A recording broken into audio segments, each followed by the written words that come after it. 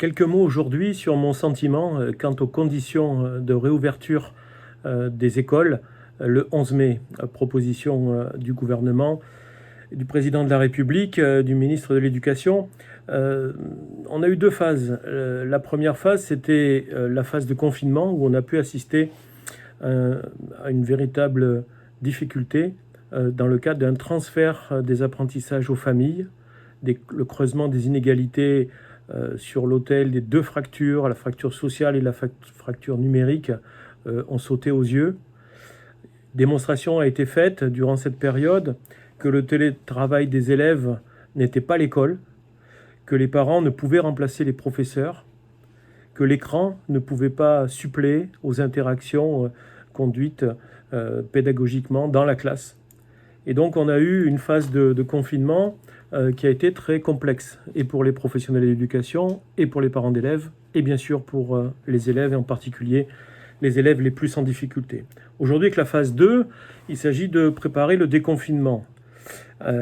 Celui qui nous est imposé avec une date butoir du 11 mai, malgré l'avis du conseil scientifique qui prévoyait plutôt une reprise de la classe au mois de septembre, soulève à juste titre de nombreuses questions et engendre évidemment, on le voit tous les jours, un certain nombre d'oppositions. Opposition d'organisations syndicales, opposition de communes, de maires, opposition de parents d'élèves, et bien sûr gros scepticisme et inquiétude chez les professionnels de l'éducation nationale et les agents municipaux. Le déconfinement progressif de l'école est instrumentalisé par le pouvoir. Il faut garantir au patronat la possibilité que les salariés puissent aller au travail. Et donc pour cela, il faut que les parents des jeunes enfants puissent mettre leurs enfants à l'école. C'est l'idée qui a été répandue. Et dans une logique effectivement de reprise économique, elle peut se comprendre. Sauf que cette logique-là n'est pas la même logique que concernant les enfants les plus grands, ce qui est un peu paradoxal, puisque ceux-là peuvent se passer d'école d'enseignement jusqu'au mois de septembre. Université, lycée et peut-être certaines classes de collège ne reprendront pas l'école. Et tout cela dans un contexte sanitaire qui est loin d'être satisfaisant. Pas de garantie encore sur les masques, pas de garantie sur les tests, les dépistages. Et donc la communauté éducative est évidemment très inquiète des conditions sanitaires d'une reprise qui paraît précipitée et qui en tout cas ne permettra pas une pleine sérénité dans la reprise de l'école, des enseignements. Aujourd'hui, ce qui marque cette période, c'est que c'est le peu de sérieux dans ce qui est proposé. La notion même de volontariat des familles ne permet pas, et pour la première fois dans l'histoire, de donner corps à cette notion d'école obligatoire. C'était un acquis très important de la fin du 19e siècle. Et là, nous sommes en train de revenir en arrière. Qu'est-ce que c'est que cette école qui serait simplement sur la base du volontariat des familles ? Nous avons également toute une série de questions. Les professionnels ont des questions autour de la continuité pédagogique. Comment gérer à la fois le présentiel face à élèves et le distanciel pour ceux qui resteraient à la maison par choix des parents ou par nécessité sanitaire.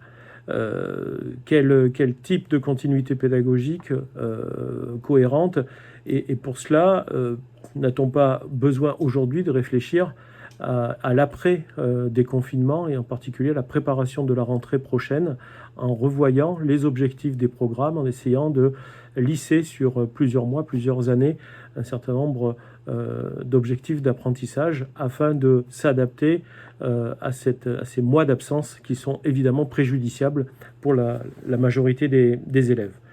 Sur le fond, on risque d'arriver aujourd'hui à une école à deux vitesses. Il y aurait l'école avec un strict minimum pour ceux qui n'auraient pas accès soit aux enseignements complémentaires en distance, notamment par les dispositifs privés, et une école entre guillemets au rabais qui accueillerait tous ceux qui ne peuvent pas avoir d'autres solutions. On est vraiment sur de projets de société et sur une individualisation des parcours qui était quelque part un peu la ligne du gouvernement de Macron et de Blanquer à leur arrivée, une individualisation de l'école qui casserait ce qui a fait cette identité de notre école républicaine, l'école pour tous, avec sur l'ensemble du territoire et pour tous les milieux sociaux, les mêmes objectifs et les mêmes conditions d'apprentissage donnés par un grand service public de l'éducation nationale.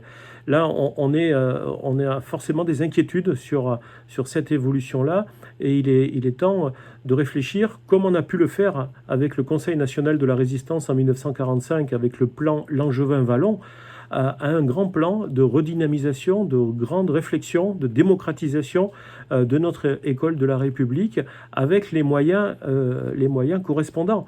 On a vu ces dernières années combien la contrition des moyens de l'éducation nationale, combien les suppressions de postes, combien les suppressions de postes dans les aides aux enfants en difficulté, les RASAID, ont conduit à des difficultés accrues.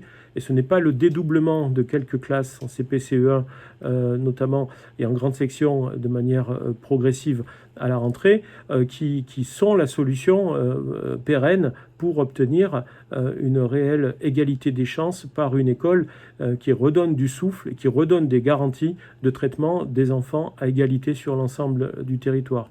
Donc voilà, c'est ces questions-là qui, je pense, sont à l'ordre du jour et qui vont nécessiter à la fois des débats sur les contenus, mais aussi des débats et des engagements sur les moyens.